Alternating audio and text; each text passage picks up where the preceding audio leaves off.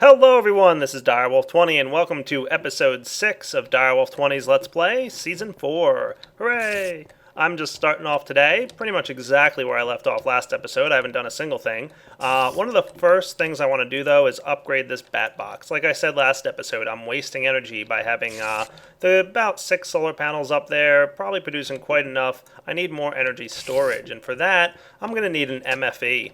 Let's take a look in NEI here and check out the recipe for an MFE. Basically, there we go. We need 4 energy crystals, 4 copper cables, and a machine block. So not a terribly large, expensive recipe, except for the fact that you do need 4 diamonds for it.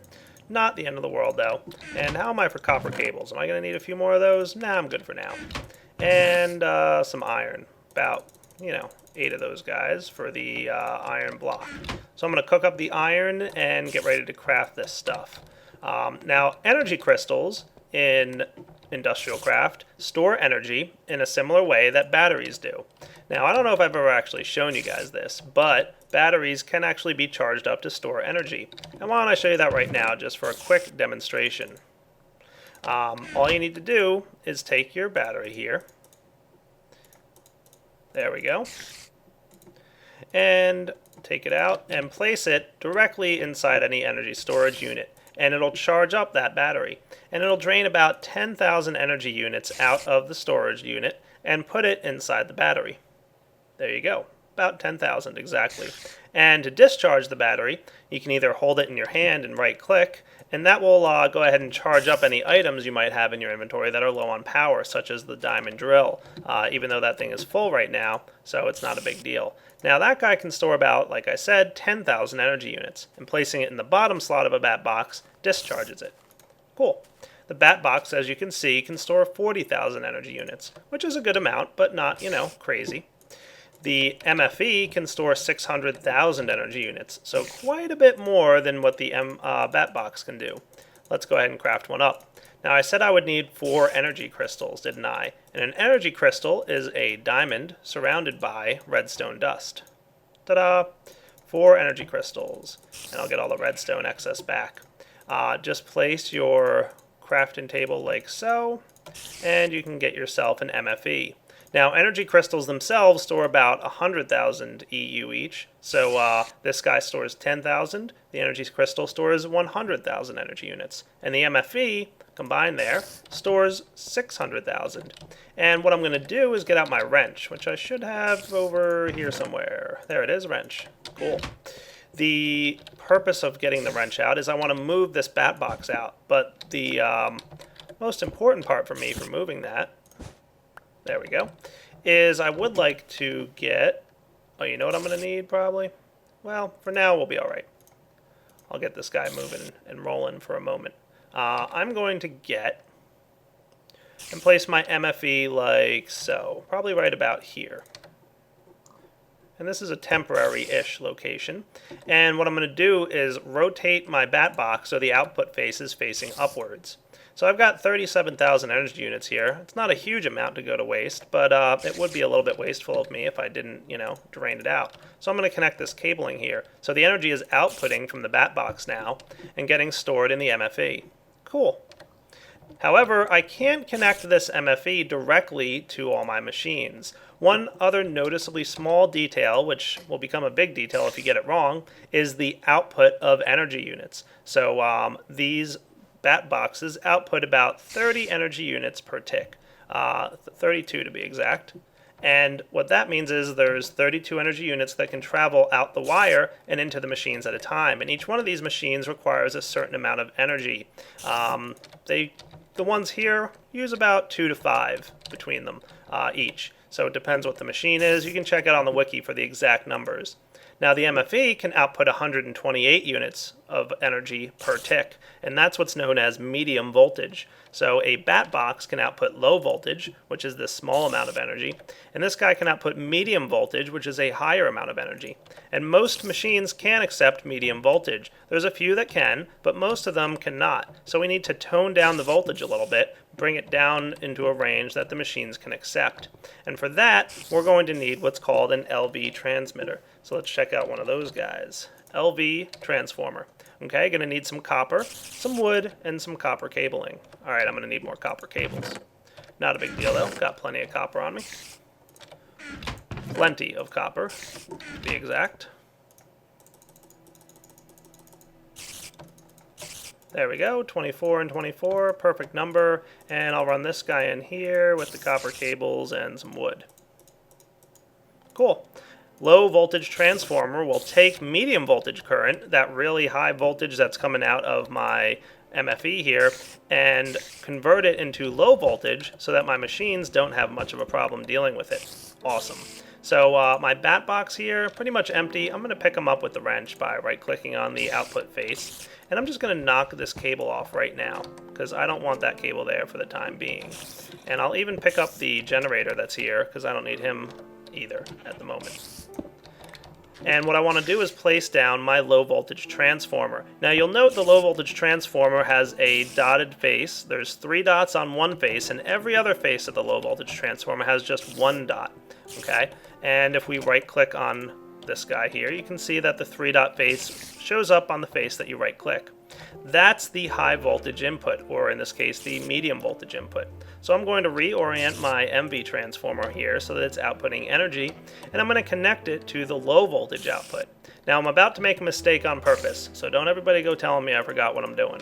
But I want to show everyone who's not familiar with industrial craft that you also need some special cabling. Copper cable can't handle the medium voltage current that MFE's output, 128 energy units per tick. Too much power. So copper cables are fine to use low voltage current. But if I connected a copper cable from here to there, notice that it immediately got destroyed once it got connected. That's because copper cable can't handle that high voltage. It's too much. So we need to use gold cable. Gold cable is capable of handling more current. However, it's a little bit more expensive, of course. You're going to need 3 gold bars to create your gold cabling. And you probably want to insulate your gold cabling. You could use it uninsulated, but there's more energy loss over a distance if you do that. And energy loss over a distance is something I haven't gotten into too much yet, but just be aware that the longer distance of your cables, the more energy loss there is, and you'll eventually wind up losing some of the energy that you have. But you can see I had to double the insulation around a gold cable, so it required twice as much rubber to get fully insulated gold cable. Now I can run my gold cabling from my MFE, which is outputting high voltage, into my low voltage transformer right here, which will emit low voltage. Finally, I can reconnect my copper cable on the bottom here to all my machines, and everything should be able to process things just fine.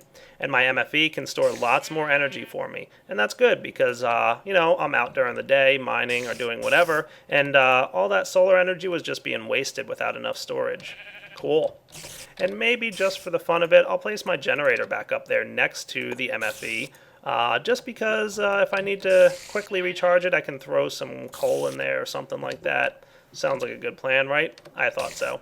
So let's test this by cooking something up. You can see the red line staying on here and full indicates that this block is receiving power, and it did drain a little bit of energy out of our MFE. Perfect. All done. So now I've got some more energy storage in the form of an MFE. Woohoo! Let's clean up the inventory. And since it looks like the sun's just coming up here, I hear some zombies dying outside. Let's see if there's anything interesting out there to collect in terms of resources. That's right, I'm killing y'all. Nothing too exciting. Little spider hanging out up on my roof there. I should go hunting for more Endermen because I really would like a few more Ender Pearls. There's so many cool things you can make with them with these mods. There's a couple in particular I'm thinking about off the top of my head, and I'd really like to get going on that, but I'm going to have to hold off. I should probably also consider expanding my farm this episode, but we'll see. I think one of the next things I need to do is head off to the Nether, so I'm going to go do that now. Alright, I'm going to take a trip into the Nether. Ooh, it looks like some of my flax has started to grow over there. Cool. A little bit of wheat too, but not enough for me at the moment. Hey, little slimer dude. You do want to take care of those little slimes when you find them, because sometimes they drop some cool stuff. But for now, do I still have my stone slabs? Oh yeah, nice. Let's take a look into the Nether and see what kind of interesting and exciting things we can find.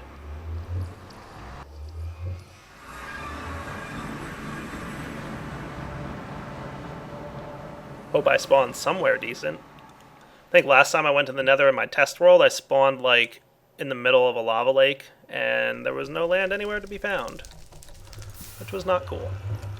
But this looks much better. I like this spawn. Look at this. Sweet. Now I know the Nether usually turns out to be a little bit dark on YouTube, so I'm not going to spend too much time here.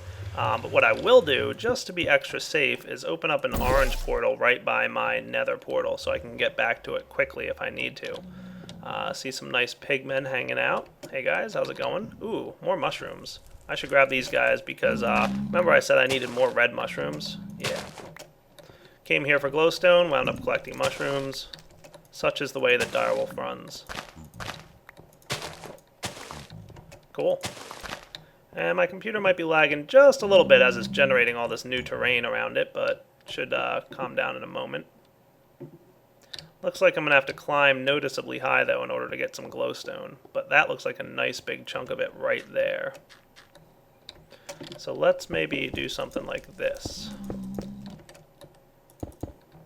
Make sure I have a nice open terrain here. Shouldn't have any problems. I'm just going to go straight up. Probably should have brought with me some kind of damage impeding fall damage boots or something, but I'll craft those when I get back to the overworld.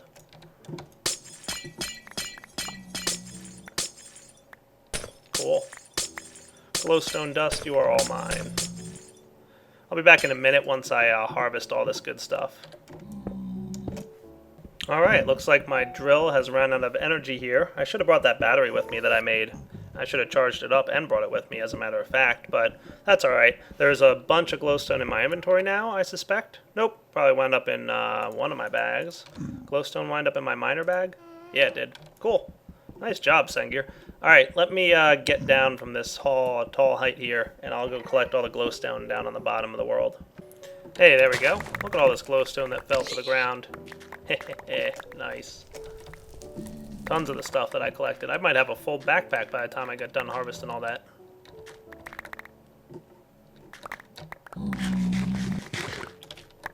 Oh yeah, look at this stuff everywhere.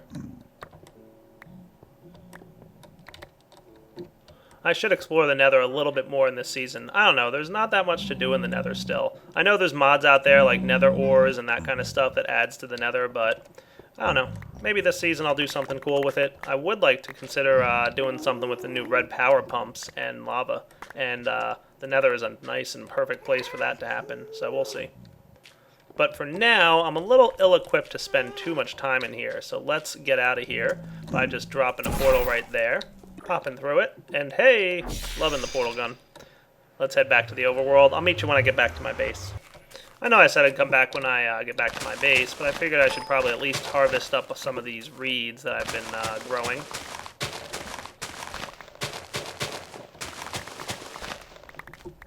Like I said, I'm growing them for a reason. I should have got the forester's backpack. Heh, oh well. Alright, let's go drop off some of these goodies. Glowstone is definitely going to help me out here, because it's going to allow me to make a couple different items that are going to be really useful coming up. I'm going to drop most of it in my rare materials slot, it looks like, so take our miner's backpack here and yoink. There we go, lots of glowstone in there. And in my miscellaneous junk, both of these are starting to get full, so let's look into upgrading some of these chests. The cool thing that the crystal chests gives you is the ability to upgrade, if I can spell, your crystal chests. You can go from iron to gold, or copper to silver, or copper to iron. Some pretty neat options there. So I'm going to craft myself a couple copper to iron upgrades here. So I've got this chest that's getting pretty full. This one I don't need, so I'll do one copper to iron. And the recipe for that is just some glass, some iron, and some copper. So less iron needed than a full-blown iron chest. You just need one piece of copper, 4 pieces of iron, and like I said, some glass. And I'm pretty low on glass. That's a problem, isn't it? Yeah, should probably go out and find some more sand. So maybe I'll deal with that in a bit. But for now, I'm going to recharge my drill real quick. You can see I've already got about 2 bat boxes worth of energy in there. Sweet. And I'll go find some sand and maybe drop off all the other junk that I collected in the Nether, and I'll be back in a few minutes once I've found sand. And oh wait, no, I have some in my chest here. Perfect. Never mind. Don't need to go find sand. So yeah, I'll let that stuff cook up. I only need a few pieces for now. Looking good. And then the upgrade, I think I should upgrade my iron to gold next. So I'm going to need 4 pieces of gold and 1 piece of silver, huh? Interesting. And that'll go... Oh, that's silver to gold. I'm sorry. I want iron to gold. Where's that? There it is. Iron to gold. Okay, I see. So I'll need 8 gold ingots there. And I guess a golden chest. Alright, so same recipe for the most part. I see.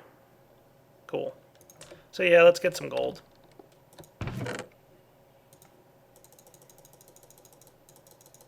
And the great thing about these upgrades, by the way, is that you can simply upgrade them in place. So check this out. I want to upgrade my 2 iron chests to gold chests, right? So I got my iron to gold chest upgrades here. And it looks like they don't stack, so that's cool. So I've got this chest right here. I'm going to upgrade from iron to gold. Just going to right click on it. Boink. There we go. Now it's a gold chest. Look at that. Tons more inventory space. Dude, you cannot complain about that kind of awesomeness. How's my glass going, by the way? Very well. Thank you for asking. And I'll get a copper to iron upgrade going next. Copper to iron. And I believe it was this guy I wanted to upgrade, right? Yeah, definitely. So that gave me a little bit more storage, but it's really the iron to gold upgrade that's more impressive. So my miscellaneous junk, I've got a lot of junk. I need to upgrade that guy too. Alright, so far so good. This guy doesn't need to be updated. He's got plenty of room, as does this one. So for now, I think I'm in pretty good shape. So let's clean up my inventory here, and I'll be back. Seeing how it's nighttime, maybe it would be a good time to go hunting for Enderman again. Yep, I think that's a good idea. I'm going to go hunt and probably come back, because I don't want to run around hunting on camera all the time. Alright, I'll be back in a little bit. A seriously large amount of creepers and skeletons poking around. There's a creeper coming right at me. He's coming right at us. Oh no.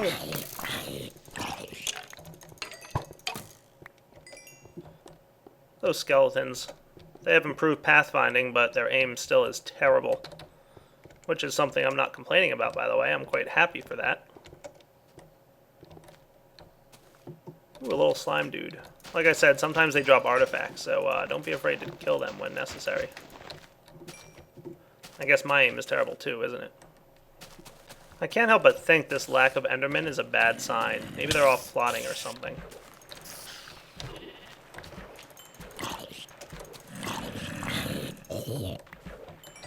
They better not be trying to attack me when I'm, you know, early and weak in this world and don't have much to defend myself with, but, I'm not afraid of Enderman. Enderman, what's up? I'm looking at you, buddy. Come on over here for a visit. Hey, you're not supposed to be able to teleport away when I attack your feet. Another Enderman. Come on, I want your attention too. I can take on 2 Endermen at once, I hope. Nice, 1 Ender Pearl down. And where'd the other one go? He teleported away in fear. He knew he was about to die.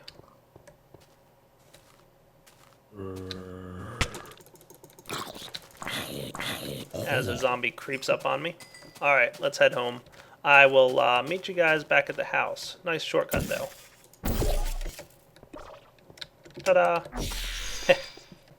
Alright, next up, a new Thaumcraft item. Let's get going. I need some gold. I need some glass jars. I need some of this stuff and that stuff and who knows what else. Let's craft it up. I think glass jars are like that. Yep, glass bottles. That's what I'm talking about. And you can use those in a recipe for the Quacid Q-Block. That's right. I named it the Q-Block, and I'm sticking with that name. So let's do that up again. Just placing your crafting table like so. And we get ourselves the Q-Block. Awesome. Alright, so now I've got a Q block. I'm not even going to try to pronounce that, guys. Let's run outside and drop it into our neat little area. Now, the Q block is pretty much kind of, you can think of it just like an enchanting table with the way it works and how it can get boosted with, library books being nearby. So I'm going to have some bookshelves all around this thing, and I'm going to have a few other cool things. Why don't I dig out a nice little area for it to live in, probably right back here.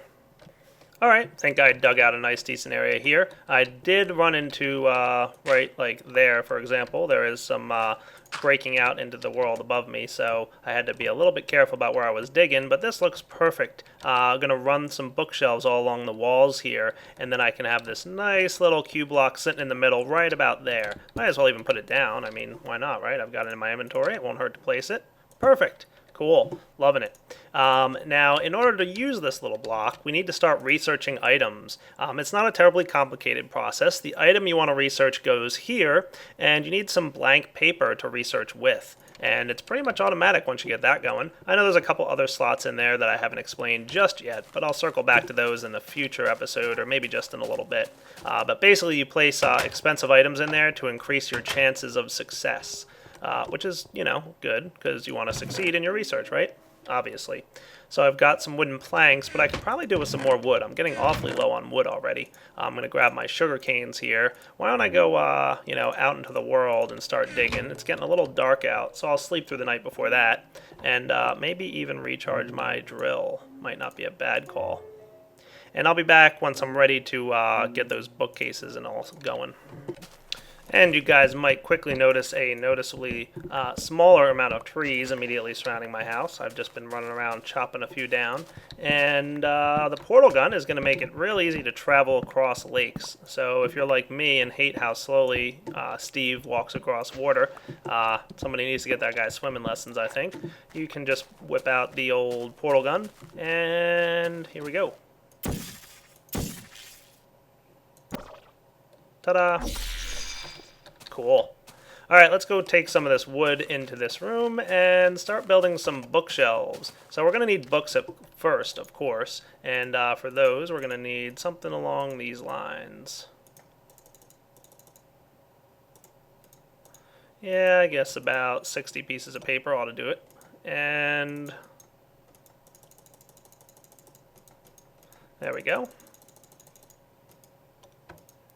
Books, hooray! Maybe one more book? Maybe.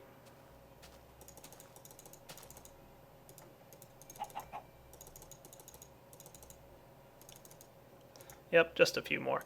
And bookshelves, if I recall correctly, are made like that. So let's get ourselves some more wood from the wood we just chopped up.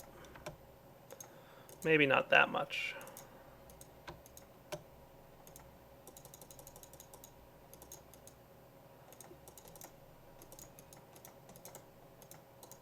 There we go. Enough to get started at least, right? Maybe I'll go check and see if I've got any more sugar canes sitting out there to, And I still call them reeds, by the way, because that's what they used to be. So if I make a mistake and call them reeds at some point, you know why. I'll probably automate this reed farm pretty soon, because you guys will quickly learn if you're new to my series, I do not like doing things the manual way. Hopefully by about the 10th episode or so, I'll have a lot of automation in place and won't have to do much of manual stuff, at least with the simple things like reed farms and whatnot. They're pretty easy to automate, definitely. Hey, got a lot of this stuff. Cool.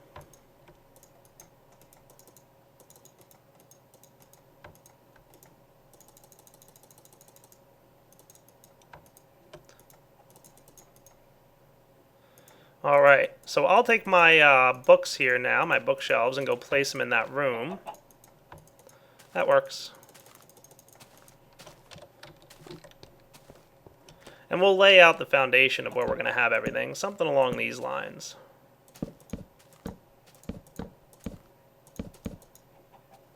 Alright, that's a good start. And what that does is increase the chances of success on your Q block. Now you can really research anything you want. So let's start off right here with something nice and simple. a piece of cobblestone, you can see there's 3 bars. The success chance, which is 1%. Cobblestone is really a rare, not so rare item, so it's only got about 1% chance of success. And your failure rate is going to come into play later. And your chance of losing the item that you're researching here is displayed here. You've got a 75% chance of losing this piece of cobblestone, and only a 1% chance of successfully researching and getting an item out of it. Now, I did say we're going to need some paper, and I think I foolishly used it all. So I'll be back in a few minutes once I get some more reeds to make myself some more paper. Alright, that's cool. Alright, got myself a few pieces of reeds here. I actually wound up just picking up some of the ones that were over there on the ground. They hadn't grown yet, so I'll have to replace them later. But I want to move on and teach you guys how to do stuff. Now, the nice thing about this is you don't have to worry too much about losing your paper. You only lose the paper when you actually successfully research something, and that's what our goal is, so that's cool. So if I go ahead and place the paper in here, you can see it's going to start researching right away. Now, we only have a 1% chance of success, so even though we've got these bookcases here helping to boost our success chance, cobble's really not what we're supposed to be researching. I'm just using it as a demonstration. We've also got a 75% chance of losing the item, so there we go. It just got lost. Perfect. If I throw a piece of dirt in there, it would be about the same, a 75% chance of loss and about a 1% chance of success. But more expensive items have a better or higher chance. Let's see how this stuff is. 2%. Nice. We're really rolling in high luck here now. Let's get something that we have a little bit better chance of researching. Some of these artifacts here, like this distorted skull, might be a good idea to start researching. That's pretty much, as far as I know, the main gist of what we should be researching out there. You can see it's an 11% chance of success on this guy. So we did fail that. Oh well. We could continue researching more of these skulls. They're common forbidden artifacts. And another option we could have is to boost our success chance by adding items to these bottom blocks here. But I don't want to do that just yet because, you know, I want to wait for some more fancy cool stuff to do. So things like, you know, this rare forbidden artifact or this guy, the exceptional forbidden artifact, I want to really have a good, you know, strong chance of researching them. So the common artifacts here that I'm not going to be too worried about, they're relatively, like the title says, common. So I'll let them research for a few minutes here, and then maybe even just throw a whole stack of cobblestone in and see if I get lucky with some research. Another item that I've heard can be decent for research might be the Obsidian. So why don't I do something like this? I'm going to run outside for a moment and grab a few pieces of obsidian out of this area here. I thought that might be a good source of vis as well, but I'm not sure. So I've got obsidian in here somewhere. Let's grab about 7, half of whatever I had. And yeah, I used the wrong color portal there, didn't I? Derp. By the way, the portal gun has a little indicator on it to tell you which portals are already open. So if I was, you know, behaving myself, I would have noticed. But oh well. How'd we do over here? Ooh, we got a fragment of forbidden knowledge. Nice. Let's research it. So the fragment of forbidden knowledge is the first step in, you know, getting your research going on. Let's go ahead and place it up here. You can see we've got about a 28% chance of success and an 80% chance of loss. So, ooh, I got lucky. I got a Wand of Bone theory. Neat. That's cool. So I hit the success chance, and I didn't hit the loss chance the first time through. Nice. And it's an easy difficulty. Awesome. So if I research that, you can see we've got a pretty high chance of success here. Now, in this chance, it's only the loss is going to come into play if you are completely out of these blocks. You have to actually research this guy 5 times before you can get the final research step. You can see I've already successfully researched 3 times, and our chance of success is pretty high, so we keep getting lucky and hitting it. Once we do get that final chance of success, we will 100% chance lose that item, but now we've got our discovery. Dun da da da! The discovery is the final stage of research. It's the best thing you can do because it allows you to create a new item. We can now right-click on this guy, and you can see that we get some information here. You can now make a Wand of Bone. Awesome! The recipe here is just a bone and a tainted crystal, the little recipe showing you what it is, and it requires 50 vis and 25 taint. And this wand summons a skeletal archer that will attack nearby enemies. Awesome. It'll disappear after about a minute. Cool. Do I have any bones on me? I better go get some. I do have some tainted crystals back at the house, I know that for sure. So maybe, ooh, it's nighttime too. I can perhaps consider the chance that I could maybe test this little Wand of Bone out. So let's go get a tainted crystal and a wand of bone made up. Now the thing is that even though you guys are seeing the recipes for these items, note that little message you got a minute ago that said you must, or that you can now go ahead and use this research item, right? It said you now have access to the wand of bone or whatever. The thing is that this here infuser will not allow you to use the item if it hasn't been properly discovered yet. So once you do the discovery, you're allowed to go ahead and craft the item in the infuser, but otherwise you won't be able to. So let's see, does it matter what slot I put it in? It was a tainted crystal, wasn't it? Or was it a Beast crystal? Tainted crystal on the top and bone on the bottom right. Something like that. Down here, maybe. Infuser, go, activate, enjoy. Tainted crystal. Bone. What am I doing wrong here? Well, let me see if I can figure out what I'm doing wrong. It's very possible. Let's see. Maybe I need... You know, this might be a taint recipe. Is this a... Yeah, I don't know. I'll have to look into why that might be happening. There are some recipes that you need to... you know what? It requires taint. And I don't think the infuser can accept taint by itself. I need to build one of those upgrades. I wonder if I know how to make those yet. One of these guys. Concentrated Evils. Unlocks functions that involve taint. So this is an item that can upgrade, and I think I need a research for that. Concentrated Evil, right? Yep, discovery. It is a discovery, the Concentrated Evil. So I will need to get that discovery and upgrade my infuser so that it's allowed to absorb taint out of the adjacent blocks. So for now, that guy can't get taint. And I guess that's the problem. So I'll have to deposit these items back in my main base. We'll leave this stuff back where it was. And we'll come back in a little bit and hopefully get some kind of research that allows me to discover that.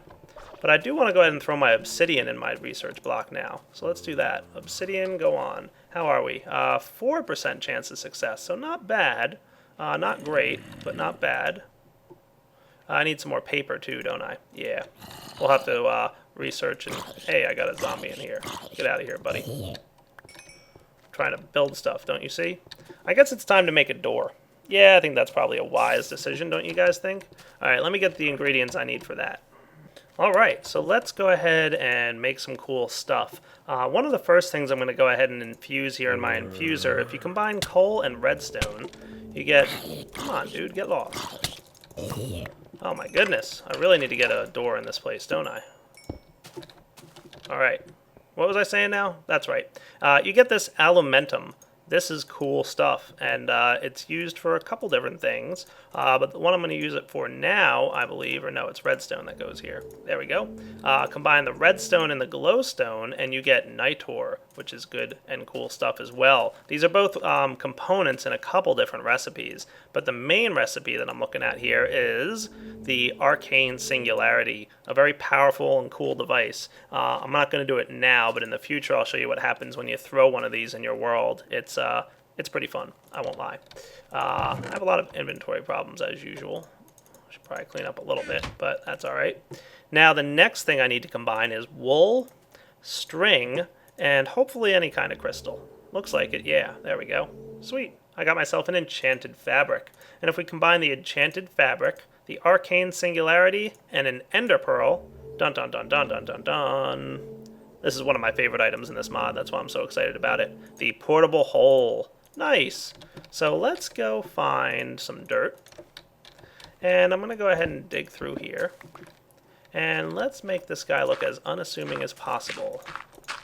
Because after all, I don't want my, nifty little base to be easily found by bad guys. And, having portals open all over the place is not probably a good idea. So I'm going to use my portable hole. I'm just going to right-click right here and see what happens. Yoink! Portable hole. Temporary. It'll close right behind you in a few seconds. There we go. And now you can't even tell that there's really much of anything there. It's somewhat unassuming. Of course I have this little leader here, but that's so I know where the thing is. And you can really use it on anything. Ha! Who needs doors? Not me.